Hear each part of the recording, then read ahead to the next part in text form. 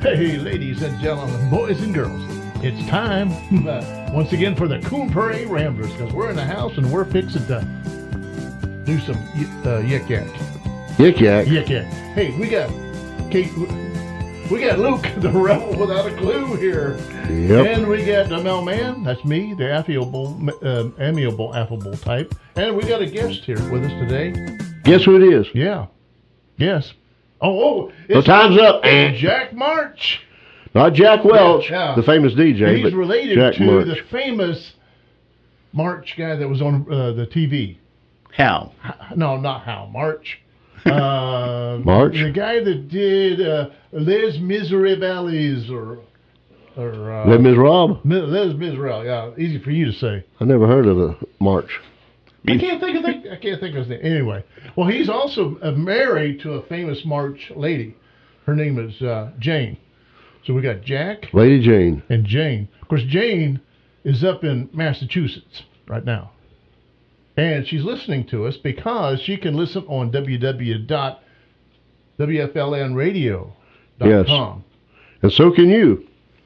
Yeah, and she's listening to us right now at Provincetown, right? Right. Oh, I'm glad you finally said something, Jack. Yeah, WOMR up there in Provincetown, outermost radio. But actually, she'll be listening on the computer. Yeah. Yeah. I will. Anyway, Jack, the reason we have Jack here is that this is our very first snowbird guest. Oh, my goodness.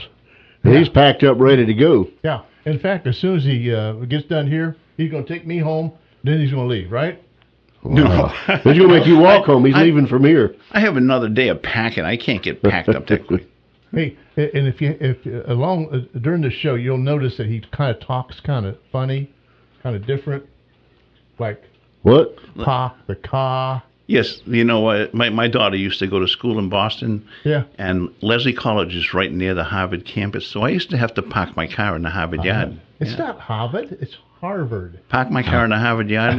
Harvard And by yard. the way, I live on an island that's not far from Bar Harbor. Bar Harbor? Yeah.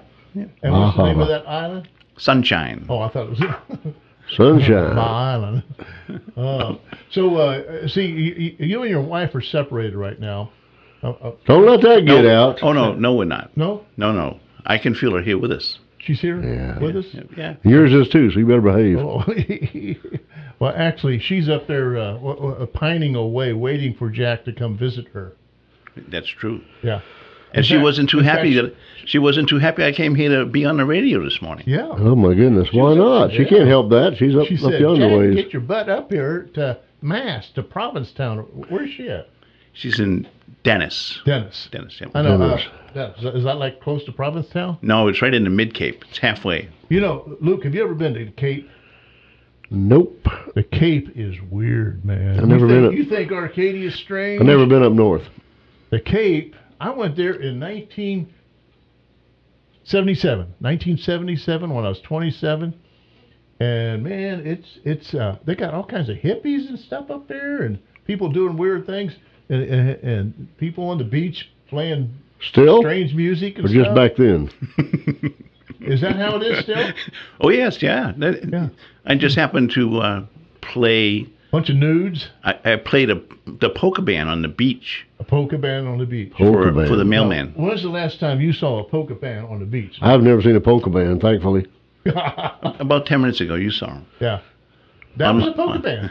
Oh, It sounds like polka music to me. But what was the name of that band again? That was Dan's Beatbox Polka Band.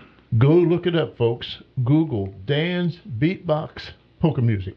And it's a Polka band, yeah. video that Jack was showing us a while ago, and his son is in the video, and he'll be the guy wearing the fez and playing the banjo. Yeah. Well, it depends. He plays. He wears the pants? When Polka Dan was introducing the band, he says, here's Dave over here on the drums, here's Robert on the keyboard, here's Clayton over here on all those other instruments. Mm-hmm. Yeah. He plays a lot of instruments. 15, actually. And a couple cuties out on the beach dancing. Yeah. Yeah. Wow. Well, it's kind of a klezmer type of polka, isn't it? That might have been, yeah. Can you say that word on the radio? I don't even know what that means. Klezmer? It's that Eastern European music. Eastern yeah. European Jewish type, Like- with the wailing clarinet. Oh, he does a lot of that. Yeah. Strange. Yeah. Well, I'm gonna have to look it up when I get home and listen to some more of that. I think I can become a fan of it. Maybe even like their channel or something, or subscribe. They have a huge following on Cape Cod. Yeah. I wish people would subscribe to our channel, the Coon Prairie Ramblers. Yeah, we're the only 3 or 4 that listen to it. Now don't tell them. About it. Well, they're not listening. They're not going to hear this. 3,000 or 4,000. It's right. okay. That'll be the day. I'll probably listen to it in a couple of weeks. Yeah. Okay. Well, anyway, we're talking with Jack the Snowbird. How long have you been snowbirding, and how did you find your way to Arcadia? Well, I've been snowbirding probably 15 years or more, and we used to come down here to Clearwater. You must be independently wealthy. No, I'm independently poor. Oh.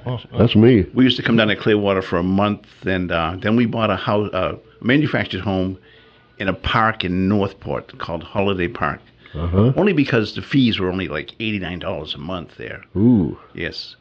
But my wife Jane lived in the mountains in California in a cabin, just her and her dog. So remote that she used to have her take her snowshoes down to the street, and people would drop off food, and she'd bring it back on the toboggan. No kidding. So that's how I got out here, is because Northport is getting so busy. Oh, it's awful. Port Charlotte has exploded in the last 20, 30 years. That's how come I living in the mountains. Was she independently wealthy up there? No, she was independently poor too. Huh? Yeah. Well, that's but why she lived in the mountains. How can you live a cabin in the mountains. Man, that cost you a lot of money.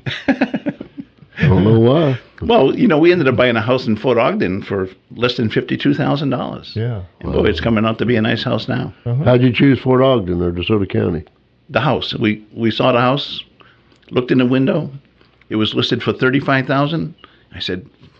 I called the broker and said, take it off the market. We're buying it. And she called me back and said, that's the starting bid.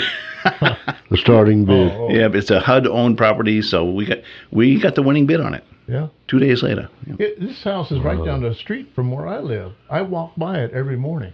How long have you been there? A year. A year now? Yeah. Wow. You live in Melville. Melville. Yeah, That's what the name of your community is, Melville. That's right. Yeah, Melville. Yeah. And my church happens to be in Owen. Isn't that strange? Yeah. The pastor's father's name is Owen. That's right. Nothing clannish about us. Yeah. Right. But Owens is a community in DeSoto County that was named for its first sheriff. The county was founded in 1887. Owen Deshawn was the first sheriff, and he lived out there, and he's buried out there. But they named the community Owens after him. Is he buried in that graveyard? Sure is, up near the fence, near the front. We're talking about the church called Mount Ephraim.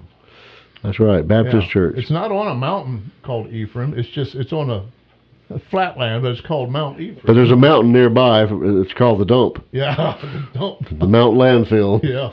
Or whatever. It's right. You got a perfect view. You walk outside the door of the church, you get a perfect view of it. And if you go on that mountain at the landfill and look down, you got a nice view of the church too. Yeah. Well, yeah. If those little orange trees grow up to be tall, if they don't die from greening. Well, we'll have another hurricane at some point. Even things out. It could be. I know a guy he was golfing with his son, and he said, I remember when I was your age, I used to hit the golf ball right over that tree. Mm-hmm. So the son slammed the ball and it went right into the tree.